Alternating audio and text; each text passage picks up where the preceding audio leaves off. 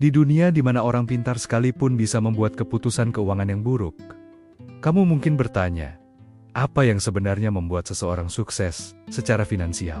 Jawabannya mungkin tidak sesederhana logika, tapi tersembunyi dalam psikologi. Selamat datang di video ringkasan buku The Psychology of Money, karya Morgan Housel.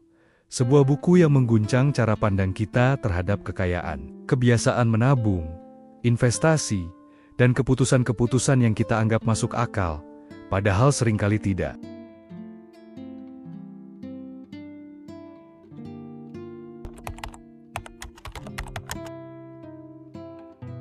Morgan membuka bukunya dengan contoh paling menyentak. Seorang tukang bersih-bersih yang meninggal dengan kekayaan $8 juta. Padahal, ia tak pernah punya pendidikan finansial. Dan di sisi lain, seorang penasihat keuangan profesional bangkrut karena gaya hidup yang berlebihan. Kenapa bisa terjadi?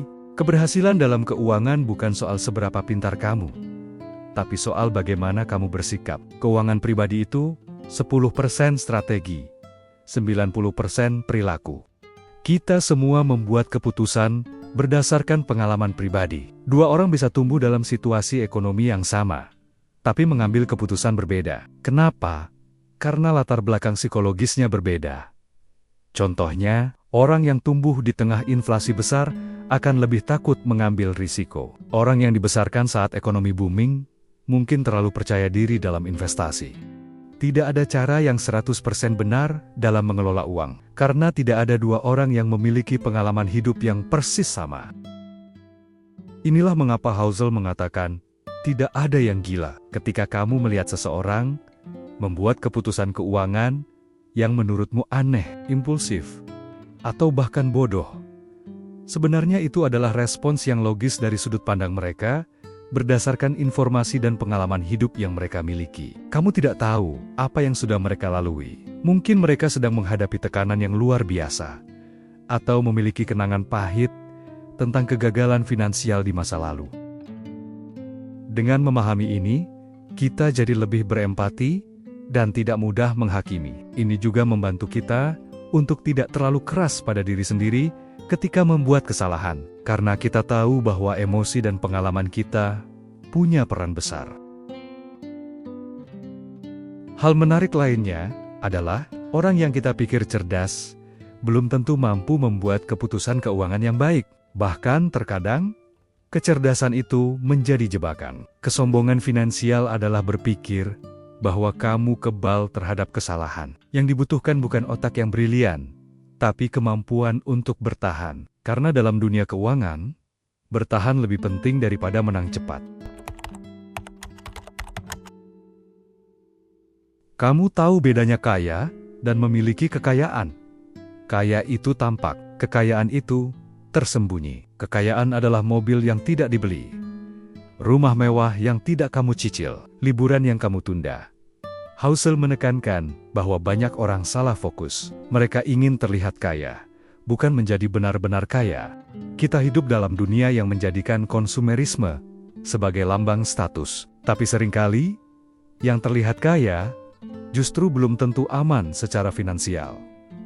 Contoh menarik yang ia berikan, seseorang dengan gaji 100 juta sebulan, tapi pengeluaran 95 juta. Tidak lebih aman dari seseorang yang bergaji 10 juta, tapi menghabiskan hanya 5 juta. Yang menentukan masa depan finansialmu, bukanlah seberapa banyak kamu hasilkan, tapi seberapa banyak kamu simpan. Kekayaan adalah potensi. Potensi untuk membuat pilihan. Housel juga menekankan pentingnya kesederhanaan. Bukan berarti kamu tidak boleh menikmati hidup, tapi ada batas yang harus disadari. Mengejar lebih banyak bisa membuatmu kehilangan segalanya. Terakhir, Housel juga menekankan tentang ruang gerak atau margin of safety. Ini seperti punya cadangan ban di mobil atau dana darurat di bank. Hidup ini penuh ketidakpastian.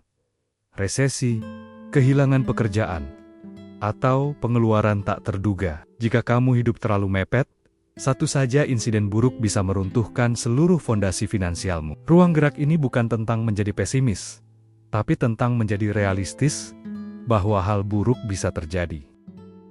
Ini adalah asuransi yang kamu bayar untuk ketenangan pikiran dan kelangsungan finansialmu. Jadi, fokuslah untuk tidak hanya menghasilkan uang, tapi juga menjaganya dan memberinya ruang untuk tumbuh.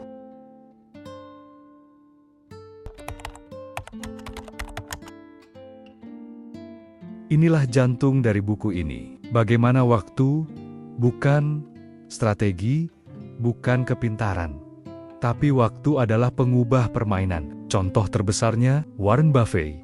Ia bukan investor terbaik per tahun, tapi salah satu yang paling lama bertahan di permainan. Warren Buffett mulai berinvestasi pada usia 10 tahun, dan masih melakukannya di usia 90-an. Itulah kekuatannya. Keajaiban bunga majemuk atau compounding effect bukan terletak pada angka, tapi pada lamanya kamu membiarkan uangmu tumbuh. Banyak orang meremehkan kekuatan waktu. Mereka mencari strategi tercepat, investasi instan, atau keuntungan kilat, tapi lupa bahwa yang paling ampuh justru yang paling membosankan. Konsistensi jangka panjang. Kamu tidak butuh IQ 160 untuk sukses. Kamu hanya butuh tidak panik ketika pasar turun. Housel mengajarkan kita untuk tidak terlalu sering menyentuh investasi kita. Kita terlalu tergoda untuk mengutak-atik. Padahal, yang kita butuhkan adalah diam dan biarkan waktu bekerja. Orang sabar menang bukan karena lebih pintar, tapi karena lebih lama bertahan.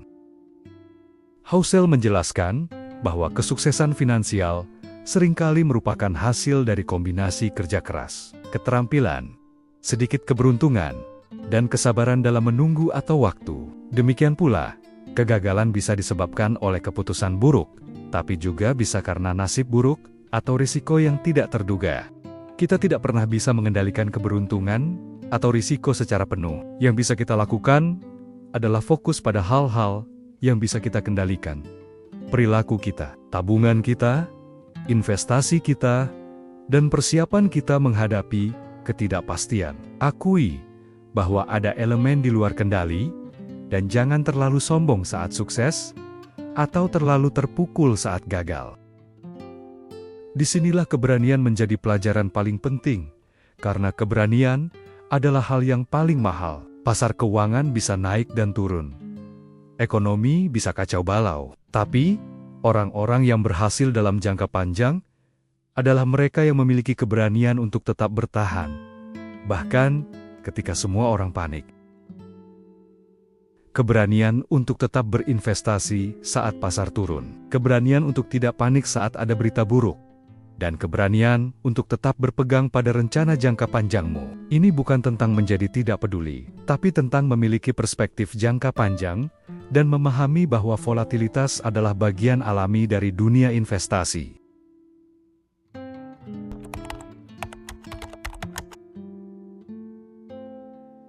Tujuan akhir dari uang bukanlah angka, bukan 10 digit di rekening bank, bukan daftar properti, tapi satu hal sederhana: kebebasan. Banyak dari kita berpikir uang untuk membeli barang-barang mewah, rumah besar, atau mobil mahal. Tapi Housel berargumen bahwa kekayaan sejati adalah kemampuan untuk mengendalikan waktumu. Bisa bekerja kapan kamu mau, dengan siapa kamu mau, dan melakukan apa yang kamu inginkan. Ini adalah bentuk kekayaan yang jauh lebih berharga daripada harta benda material.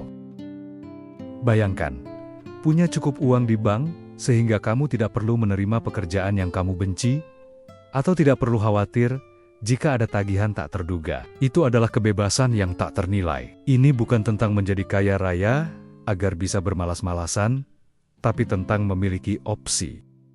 Opsi untuk menolak, untuk menunggu kesempatan yang tepat, untuk mengambil risiko yang diperhitungkan, atau bahkan untuk meluangkan waktu lebih banyak dengan keluarga. Inilah bentuk kekayaan yang paling personal dan paling memuaskan. Kekayaan terbaik adalah kemampuan untuk mengontrol waktumu sendiri. Uang bisa membebaskanmu, memberi kamu pilihan untuk bekerja karena ingin, bukan karena harus, untuk berkata tidak pada hal yang kamu benci, dan berkata ya pada hal yang kamu cintai. Tapi agar bisa sampai ke tahap itu, Kamu harus mengerti tentang risiko. Banyak orang mengambil risiko bukan karena mereka membutuhkannya, tapi karena ingin terlihat menang lebih besar dari orang lain. Membandingkan dirimu dengan orang lain adalah jalan tercepat menuju ketidakpuasan. Housel memperkenalkan konsep cukup, sesuatu yang terdengar sederhana, tapi jarang dipraktekkan. Tidak ada harga untuk cukup. Kamu bisa kehilangan segalanya hanya karena kamu tidak tahu kapan harus berhenti. Orang kaya bisa hancur karena serakah. Investor bisa bangkrut karena mengejar hasil yang tidak realistis. Dan banyak keluarga berantakan karena gaya hidup yang terlalu tinggi. Di akhir buku, Housel menekankan pentingnya kesadaran diri. Mengetahui siapa kamu, apa yang kamu inginkan, dan kapan cukup adalah strategi keuangan terbaik sepanjang masa.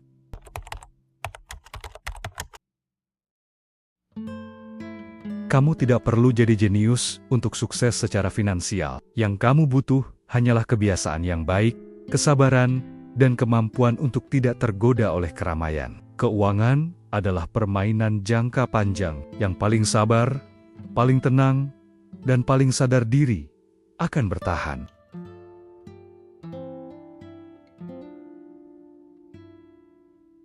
Semoga video ini membantumu membuka cara pandang baru tentang uang, kekayaan, dan pilihan hidup. Kalau kamu merasa buku ini penting, kami sarankan baca versi aslinya, karena pengalaman setiap orang berbeda. Dan buku ini mungkin bisa menjawab kegelisahan kamu yang paling dalam. Terima kasih sudah menonton. Jangan lupa like video ini, tinggalkan komentar tentang pelajaran apa yang paling kamu dapatkan, dan subscribe channel ini untuk mendapatkan ringkasan lainnya. Sampai jumpa di video berikutnya.